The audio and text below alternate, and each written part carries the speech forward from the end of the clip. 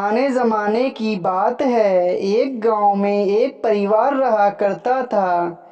उसमें 7 लड़के और एक लड़की थी। माता पिता जल्दी ही गुजर गए तो बच्चों ने भी जल्दी ही व्यवहारिक काम सीख लिया। शुरू में सबको गुजारा चलाने में काफ़ी परेशानी आई, लेकिन समय के चलते सब कुछ आसान होने लगा। उस समय समाज के पुरुषों का काम जंगली जानवरों का शिकार करना और औरतों का काम सिर्फ घर के कामकाज करना और बच्चों को संभालना होता था। 7 भाई और एक बहन बड़े प्रेम से मिलजुल कर रहते थे। एक दिन निकलते ही सातों शिकार के लिए निकल जाते और बहन सबके लिए खाना पकाती थी और घर के कामकाज करती थी। भाई सब जंगल से वापस आते तो साथ में बड़े बड़े जानवर पक्षी आदि को मार कर लाते। बहन उसके मांस को बड़े चाव से पकाती और सब भोजन करके तृप्ति का अनुभव करते थे। ऐसे ही दिन गुजरने लगे। एक दिन की बात है, 7 भाई जंगल को गए थे। शाम होने चली थी। बहन सबके लिए खाना बना रही थी। जब वह सब्जी के लिए हरी साग काट रही थी, चाकू की तेज धार से उसकी एक उंगली कट गई। कटी उंगली से खून की धार बहने लगी। उसने सोचा, यदि भाइयों ने देखा तो वे बड़े दुखी हो जाएंगे। मुझे उन्हें यह बात नहीं बतानी चाहिए। उसने बहते खून को अपनी ओढ़नी से पोंछना चाहा, किंतु लगा कि उसके भाई देख लेंगे। फिर उसने दीवार पर पोंछना चाहा, फिर लगा यहाँ तो और अच्छी तरह से दिखाई देगा। वह बेचैन होकर इधर उधर घूमने लगी। कोई ऐसी जगह नहीं मिली जहाँ उसका बहता खून भाइयों की दृष्टि से बच सके। अंत में कोई उपाय न देखकर उसने उसी साग से पोंछ लिया जिसकी वह सब्जी बनाने जा रही थी। शाम को भाई जंगल से वापस आए। बहन ने खाना परोसा। आज सातों को साग बहुत स्वादिष्ट लगा। सातों अपनी उंगलियां चाटते रह गए। बहन की पाक कला की तारीफ की। अपनी तारीफ सुनकर बहन भी खुशी से फूले नहीं समाई। दिन भर के थके होने के कारण सातों भाई जल्दी सो गए। अगली सुबह रोज की तरह खा पीकर सातों भाई जंगल की ओर निकल पड़े। जब शिकार तलाशते तलाशते थक गए, सभी एक पेड़ की छांव में बैठकर आराम करने लगे। बातों बातों में रात के भोजन में बहन के द्वारा बनाई गई साग की चर्चा होने लगी। सब कह रहे थे कि इतनी स्वादिष्ट साग की सब्जी आज तक नहीं खाई थी। सबने तय किया कि आज इसके बारे में बहन से जरूर पूछेंगे और जान लेंगे कि साग में उसने क्या क्या मिलाया था। शाम को सातों भाइयों ने दोबारा बहन की पाक कुशलता की तारीफ करते हुए पूछा, प्यारी बहन, कल रात के साग में तुमने क्या क्या मिलाया था? बहन बताना नहीं चाहती थी। वह सोच रही थी कि अगर उन्हें पता चला कि उसकी उंगलियां कट गई हैं तो सभी बहुत दुखी हो जाएंगे। इसलिए उसने जवाब में कहा, कुछ नहीं। बड़े भाई ने कहा, प्यारी बहना, तुम्हें बताना ही पड़ेगा। मैं जानना चाहता हूँ कि हमारी बहन ने इतना स्वादिष्ट साग कैसे बनाया। तुम्हें मेरी सौगंध है। बड़े भाई का सब सम्मान करते थे। बहन को सच बोलना ही पड़ा। उसने धीरे धीरे सारी बात बताते हुए कहा, बस इतना ही, अपना खून मिला दिया था और ज्यादा कुछ नहीं। यह सुनकर 6 भाइयों के मन में एक कुटिल ख्याल आने लगा। वे सोचने लगे, इसके खून की चंद बूंदें इतनी स्वादिष्ट हैं तो इसका मांस कितना स्वादिष्ट होगा। रात के खाने के बाद सातों सोने के लिए चले गए। सातों में फिर उसी बात की चर्चा छिड़ गई। बड़ा भाई कहने लगा, अरे खून की कुछ बूंदें इतनी स्वादिष्ट हैं तो शरीर का मांस कितना स्वादिष्ट होगा। सब ने बड़े भाई की बात में हाँ मिलाया। अगले दिन शिकार के लिए जाते समय सातों ने यह योजना बनाई कि बहन को मारकर उसका मांस बनाएंगे, खूब स्वादिष्ट होगा। सातवें भाई को अपने बड़े भैया की युक्ति बिल्कुल भी उचित नहीं लगी। वह अपनी प्यारी बहन को बचाने के लिए बेचैन हो गया। वह खुलकर इसका विरोध नहीं कर सकता था क्योंकि 6 भाई एक तरफ थे। शिकार करने के बाद सभी भाई ने मिलकर एक टीले पर बांस के एक चांग बांस के फट्टों से बना चबूतरा का निर्माण किया। उनकी योजना यह थी कि बहन को फुसलाकर यहाँ लाएंगे, तीर मारकर उसकी हत्या करेंगे और उसका स्वादिष्ट मांस खाएंगे। अगले दिन बड़े भाई ने बहन से कहा, प्यारी बहन, तुम बड़ी हो गई हो और शादी के लायक हो गई हो। मैंने तुम्हारे लिए एक सुंदर से वर की तलाश की है। आज हम उसका घर देखने जाएंगे। तुम्हें भी सज संवर कर हमारे साथ चलना होगा। बहन शादी की बात से बहुत खुश हुई। तुरंत तैयार होकर भाइयों के साथ चलने लगी। चलते चलते वह थक गई।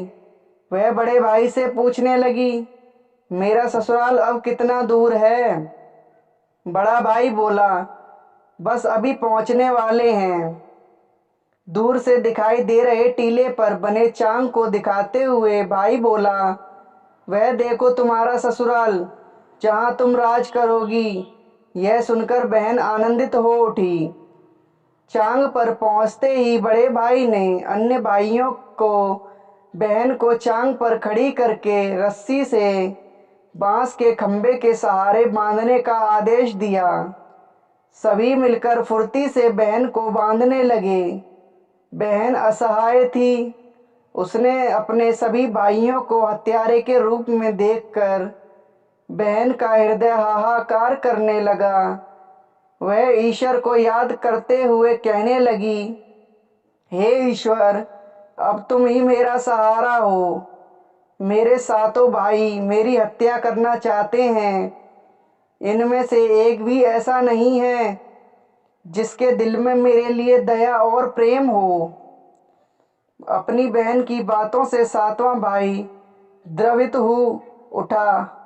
बहन की पुकार पर वह तड़प कर रह गया, पर 6 भाइयों का प्रतिवाद करने का साहस नहीं जुटा पाया। बहन को निर्ममता से बांधने के बाद बड़े भाई ने सबको बारी बारी से उस पर बाण से प्रहार करने का आदेश दिया।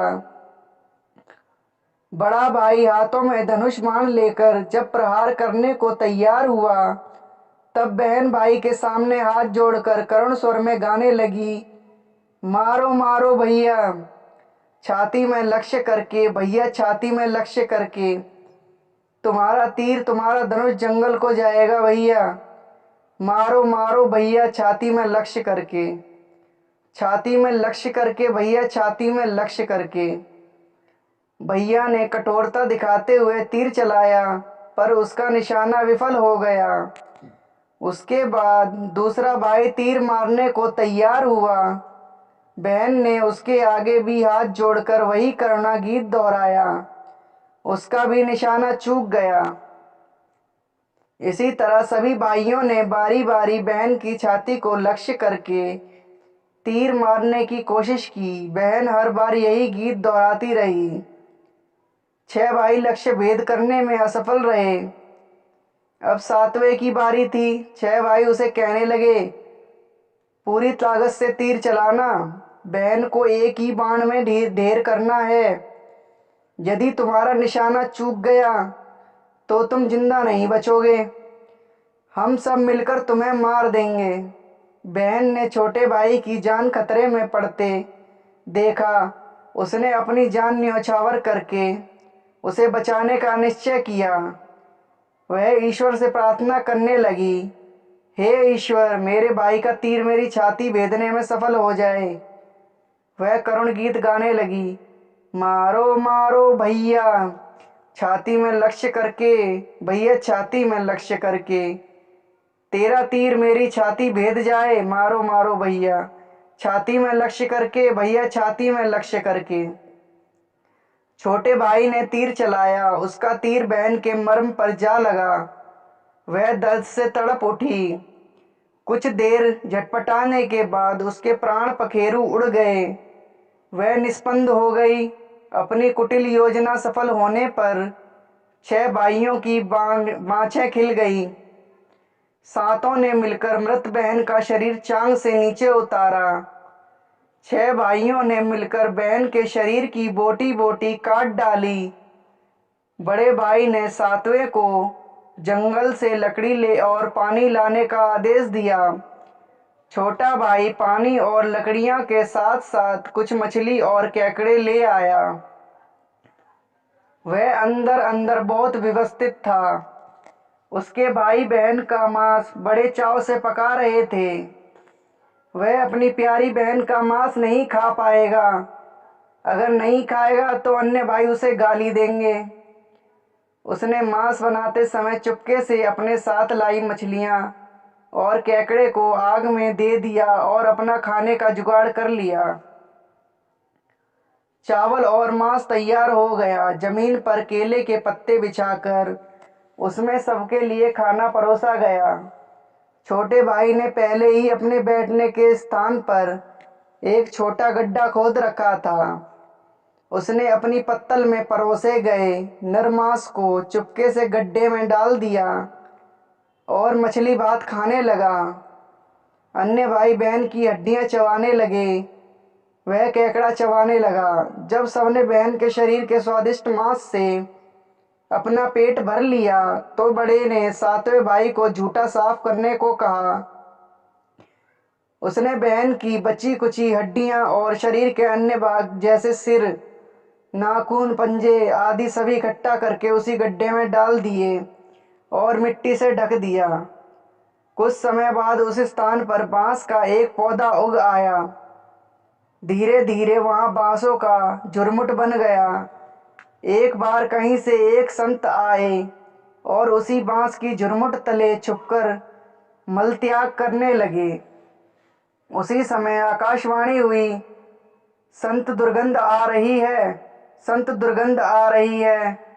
बार बार यह आकाशवाणी सुनाई देने लगी तो संत ने झटपट उस स्थान को साफ किया। उन्होंने झुरमुट में से एक बांस काटा और अपने साथ ले गए। उस बांस से उन्होंने एक केंद्रा, एक पुराना वाद्य यंत्र बनाया। वे उसे बजा बजा कर दिन भर लोगों के घर जाकर भिक्षा मांगते थे और बदले में खूब सारा उपदेश देते थे। एक दिन संत भिक्षा के लिए बड़े भाई के द्वार पर गए। तब तक 6 भाइयों का विवाह हो चुका था। केवल 7वां कुंवारा था। ज्यों ही संत ने बड़े भाई के आंगन में कदम रखा, त्यों ही संत का केंद्रा स्वयं बोल उठा, नहीं बजोरे केंद्रा, यही है दुश्मन सबसे बड़ा। बड़े भाई के घर नहीं बजोरे केंद्रा, दया प्रेम सब छोड़कर रिश्ते में यही दाग लगाया, नहीं बजारे केंद्रा, यही है दुश्मन सबसे बड़ा। बड़े भाई के घर नहीं बजारे केंद्रा। योगी के बाजे से बार बार निकल रही इस रुदन से बड़े भाई के पसीने छूटने लगे।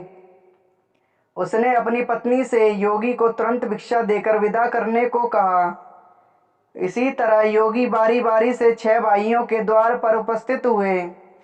उनके आंगन पर कदम रखते ही केंद्रा से स्वयं यही गीत बजने लगता। उन्होंने भी अपनी पत्नी को तुरंत ही कुछ भिक्षा देकर विदा करने को कहा। उनके मन में यह डर समा गया कि यदि इसी तरह योगी का केंद्रा बजता रहा तो उनकी यह पोल खुल जाएगी कि वे अपनी बहन के हत्यारे हैं। अंत में संत 7वें भाई के घर पहुंचे। जो अभी तक कुंवारा था वह अकेले रहता था। जब योगी उसके द्वार पर उपस्थित हुए, केंद्रा बोल उठा, बजो रे बजो केंद्रा, मेरे सबसे छोटे भाई के घर। मन की बात मन में छुपाकर युग युग से रह रहा है अंतर में। बजो रे बजो केंद्रा, यही है मेरे सबसे प्यारे भाई का घर। योगी के केंद्रा से प्यारा और दिलचस्प गीत बजते सुनकर छोटे भाई ने उन्हें सम्मान के साथ अपने घर में बैठने के लिए आसन दिया। तांबूल पान और जलपान से उनका सत्कार किया। इसके बाद केंद्रा के विषय में चर्चा हुई।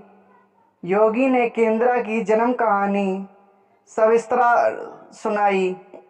छोटे भाई ने उस केंद्रा को उसे देने की प्रार्थना की तो योगी ने उसे छोटे भाई को सौंप दिया। योगी के चले जाने के बाद छोटे भाई ने केंद्रा को अपने बिस्तर के सिराने की तरफ एक साफ सुथरे स्थान पर धूप दीप जलाकर सम्मान के साथ रखा। कुछ दिनों के बाद छोटे भाई के घर में कुछ परिवर्तन दिखाई देने लगा। जब भी वह काम से लौटकर घर आता, सारा घर साफ सुथरा पाता।